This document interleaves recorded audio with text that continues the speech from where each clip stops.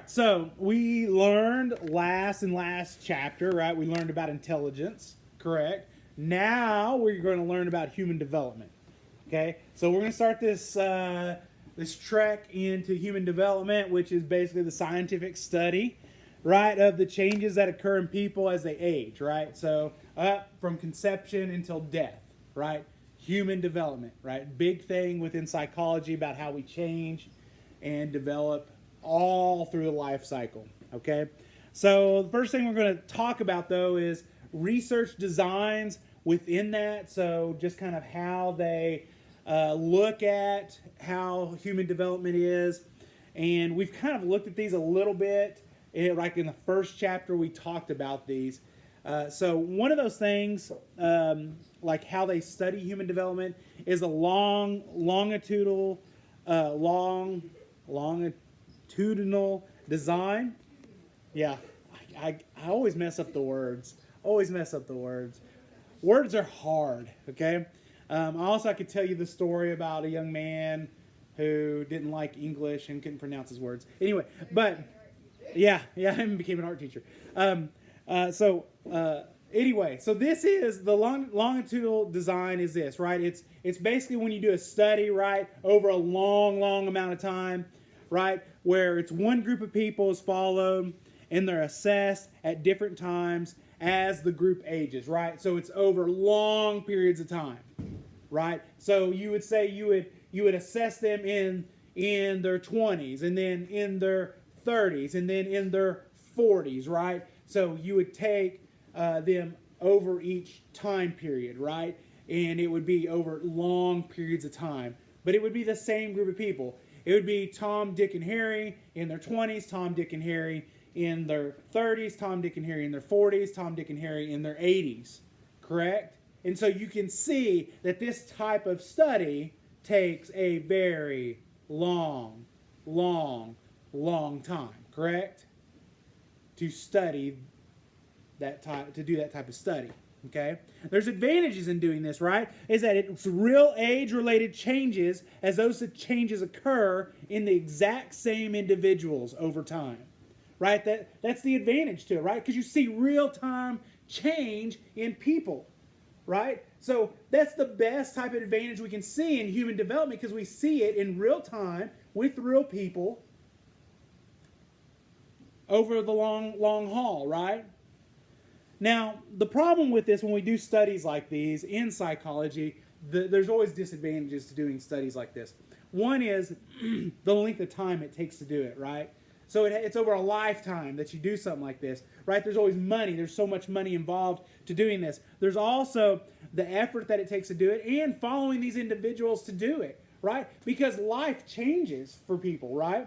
And if you have 10 individuals or 20 individuals in a study, and you're doing this long study over a lifetime, people are going to change. They're going to move, right? They're going to have to uproot their lives somewhere else. People may fall out of the study. They may be disinterested in the study. They may not want to do it anymore, right? So then what do you do with that data, right? People are going to drop out and they'll not be interested in it anymore. So those are the disadvantages to doing those long-term studies like that. Okay? There's also another way of researching human development. It's cross-sectional design. This is where we take several different age groups and they're studied all at one time. Okay? So you take somebody, you take Tom, Dick, and Harry, you take Sam, Joe, and so Tom, Dick, and Harry, right, they're in their 20s. Sam, Joe, and Bob, they're in their 40s. And then you take three other people that are in their 80s, and you just study them all at one time, right? And they're just all in all the different age groups, and you just study them all at one time at the same time. Correct? Y'all following me? Right? So we're studying them all right now at the same time right now. Not over a long period of time, just right now. And we're asking them questions, getting information right at the same time period. Okay? One group's in their 20s, one group's in their 30s, one group may be in their 80s. Does that make sense? It's cross-sectional. All right?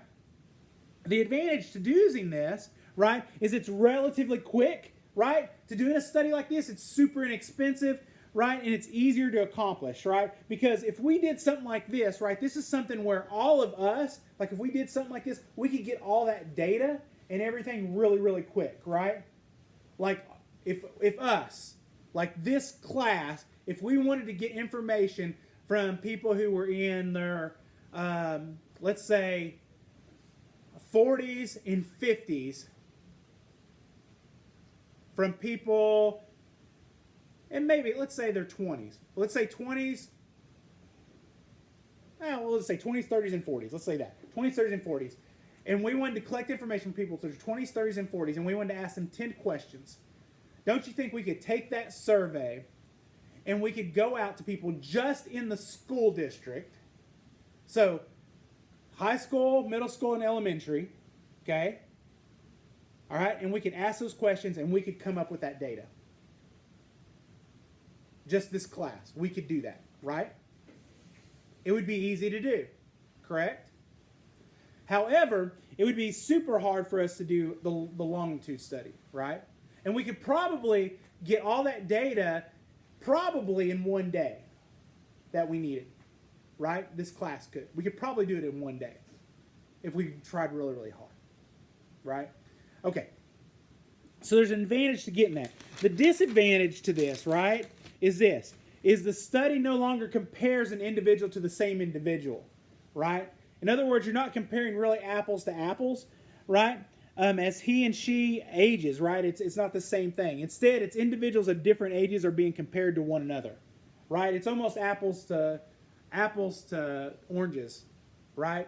Because Bob and Joe aren't the same people, right? Bob, who's 20, is definitely not going to turn into Joe, who's 80, down the road, right?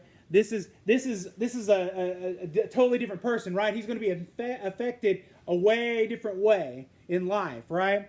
He's going to develop differently, right? There's a particular impact on development that occurs when a group of people share a common time period or common life experience. It's a cohort effect, right? And so that's when there's something just different happens to people. Okay? And we know that, right? Like your life may be impacted by something that mine wouldn't be impacted by, right? Or I've lived in a different time period significantly than you have. Correct? Like in 2008 there was a financial crisis that significantly impacted me but didn't impact you. Right? Or in the savings and loans crisis in the early 80s that definitely impacted my parents and probably your grandparents, but didn't have nothing really impacted you. Right? So there's significant events that actually impacted your lives environmentally that will affect how you are. Okay? Are y'all following me? All right? And so if somebody's 80 and we're looking at human development, all right, and we're doing a study and we're looking at somebody who's 20, 30, 40, and 80 all at one time, there's a disadvantage when we're looking at somebody who's 80 and somebody who's 20 because Joe and Bob, Joe who's 20 and Bob who's 80, there's a disadvantage there. Because Bob may have some significant differences because he's had a whole bunch of life experiences that may have... Don't answer it. I'm not going to answer. I'm just letting you know that you're getting a call. Yeah, I can see it on my watch. And so may have some significant life interests that have definitely impacted his life, that have made human development a little bit differently for him. Okay? And that raises this question, guys. That raises this question. Well, let me say this. All right, because we talked about this a little bit in intelligence last chapter. When we see something happen, like on IQ scores, right? When we see IQ scores change, right? IQ scores can change. Is it necessarily, is it hereditary that IQ scores, is it hereditary or is it environment that changes IQ scores? What do you think?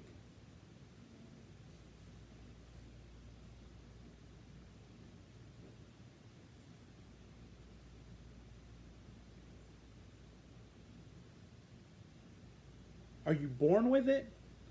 Because we kind of talked about this last chapter. Are you born with it, or do you make it happen? In other words.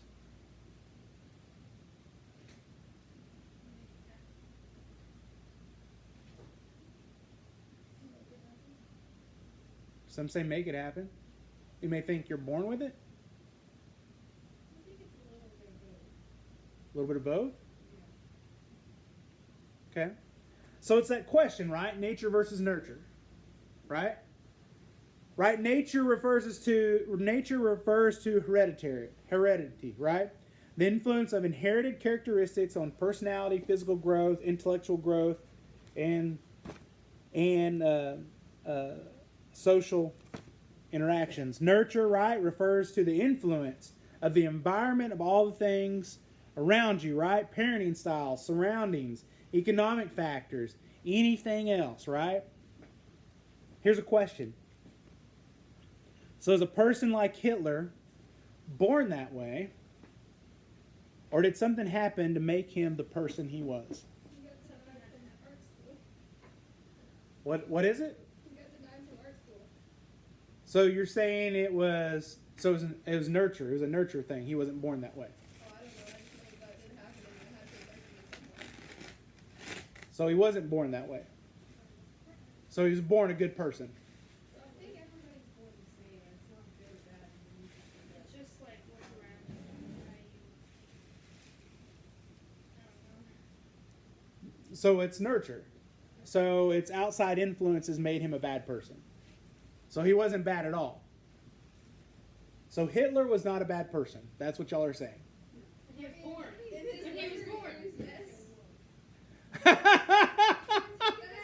it back. Hold on. Okay, what y'all are saying is Hitler was not born a bad person. That's what you're saying. Yes. He did bad things that made him. But you're saying because of outside influences that nurtured him in his environment, that's what caused him to be a bad person. Yes. Right? I know. I'm playing devil's advocate a little bit within this, right? It's Hitler. Well, I know, but it's to get you to think. Correct? Yeah, you do it all the time. I know, but it's get you to think. It's not evil to get you to think. All right? So, how much personality and behavior is determined by nature or nurturing? How much of your personality is determined by your genetics and by the world around you? I think we kind of just have those underlying things, and then depending on how you treat and how you treat people, they just kind of come out, and that's kind of how it works. You know what I mean? So, They're there, but they aren't huge. so there's. Okay, so what you're saying is like they're there. There's some building blocks. Yes. There's some building blocks, Yeah. and then however what's influenced is influenced. Yeah. Like you're more apt to be like this, even if something else happens, than to be like this because that happened. Right. Yeah. There's choices to be made, but there's also outside influence, right? Okay. Yeah. Yeah. I mean, I would definitely agree with that. Like, I think we all have choices to make, right? I mean, I don't think any one of us would disagree with that, right? Like we have there's a we have a level of where we have to accept responsibility for what we do and say, right? And we make choices every day, correct? Right? Whether we choose X or we choose Y, right? But there are also levels of things that we haven't chose at all, right? Like our genetics have been chosen for us, right? Our parents came together, right? And chromosomes genetics, stuff like that, certain things happen and develop certain ways, right? And then there's outside influences of environment around us, and styles of things that have influenced us in certain ways. Now, how those work together and mesh together to develop us into the people we are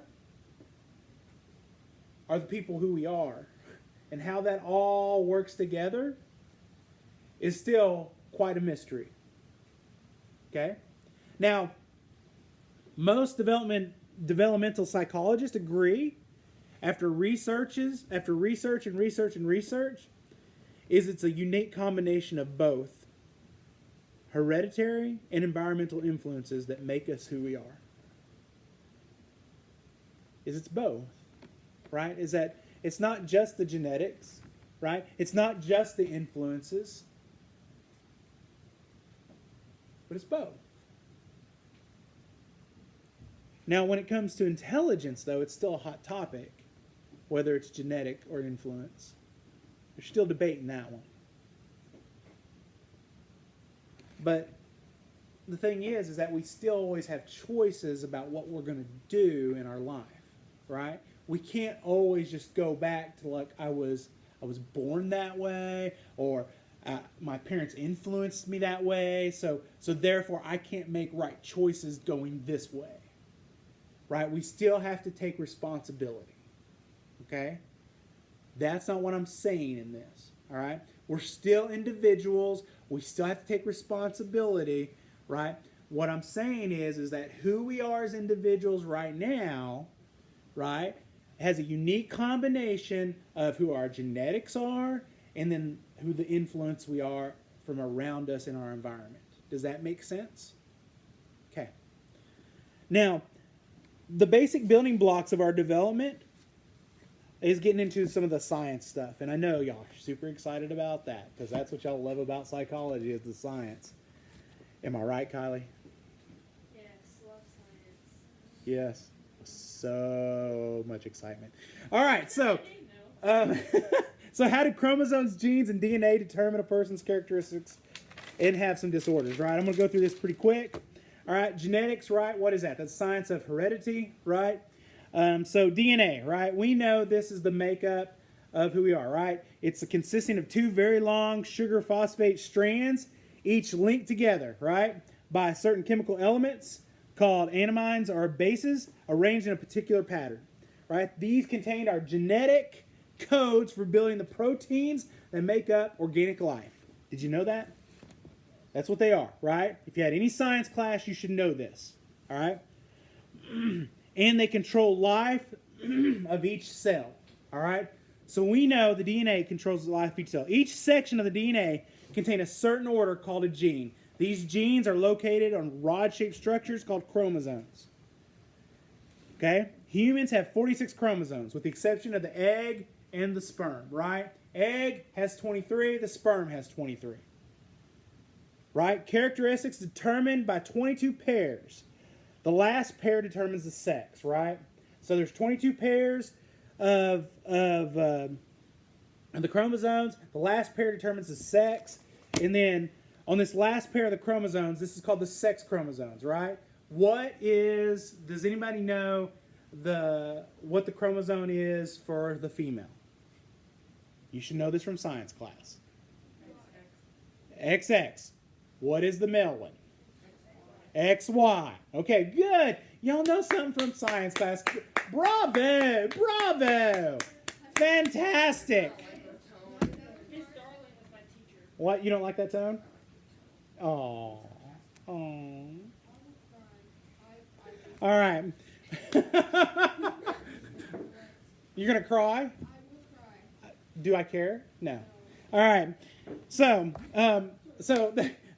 there's the science stuff right there. All right. Sounds good, right? But no, those things are important, right? Because those are the basic building blocks of what makes you who you are, right? Right? And so we're going to talk about that, right? Because dominant and recessive genes in those chromosomes make you who you are. Like I look at you right now and I see dominant and recessive genes about you, right? Yes, we do, all right? So there's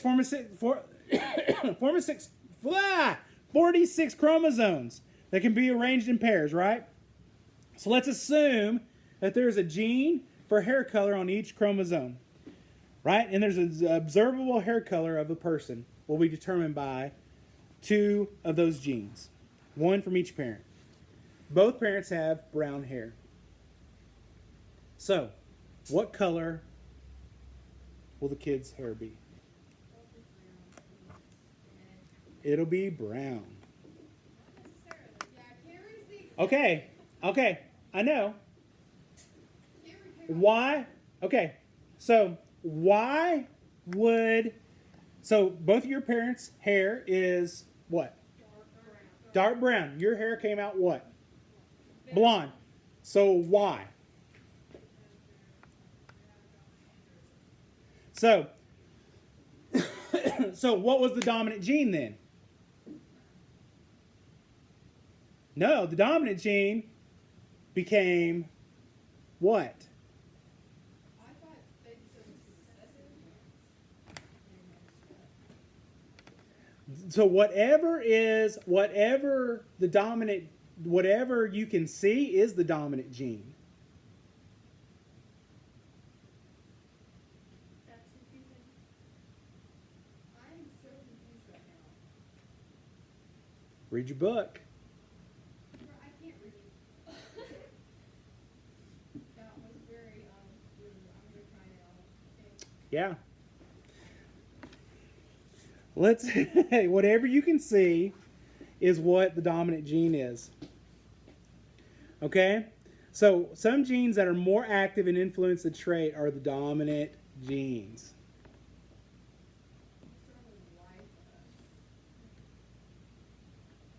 Okay?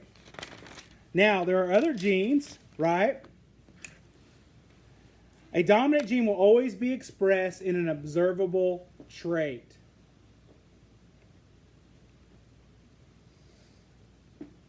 Go look it up. All right? A person will be with brown hair will have brown hair because the brown hair gene was the dominant gene. Okay? All right? All right. So, sometimes genes are less influential in traits. These genes tend to recede or fade into the background when paired with a more dominant gene. These genes are recessive. Okay? So, if you started out with blonde hair and then you become brown, it becomes recessive. Right? It becomes a recessive gene. These genes tend to be receding or fade into background when paired with a more dominant gene. They are recessive, right? So you can have a recessive gene, right? Blonde is the most recessive hair color, right? Like it can recess, right? So let's say, what's that? You could turn brown, yes. It could recede, yes. Or it could be a recessive trait. Right? Yeah, so mine went from blonde to red to brown. I could turn into a redhead. That's what mine did. What? Yeah. It was weird. So, yeah. It was blonde. It was red.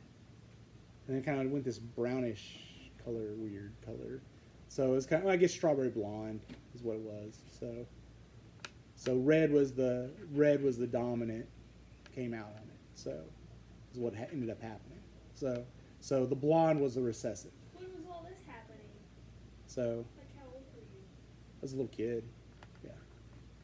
So little kid, I had blonde hair. So. Yeah, my dad, he had like really blonde hair. Now it's dark brown. Yeah. So the blonde was the recessive, right? Brown was the dominant, right? So that's what it was, right? So that's kind of just the basic about the dominant and recessive gene, right? Then you have genetic and chromosome problems that cause disorders, right? And these are sometimes these can be caused by recessive genes. This happens when you have 2 recessive genes from both parents. Okay, all right. It's like cystic fibrosis, which is a respiratory or digestive disease, or sickle cell anemia, which is a blood disorder, all right? Not going to get into that a whole bunch, all right? And then sometimes you have chromosomes itself cause the problems, right? And when you have the chromosomes themselves cause problems, that's like when you get something like Down syndrome, okay? When there's an extra chromosome in the 21st pair, okay? And there's other disorders that you can get from the chromosomes as well. All right? That's all I have for you today, guys. Any questions when it comes to anything that we've discussed today? I'm going to give you a worksheet due in a week. All right? And we'll be talking more this week. Sound good? Y'all have any questions, concerns, problems? I'm glad to be back. You mean you're glad I'm back? She's not. Kylie doesn't like me anymore. See? She says it. I'm glad to be back.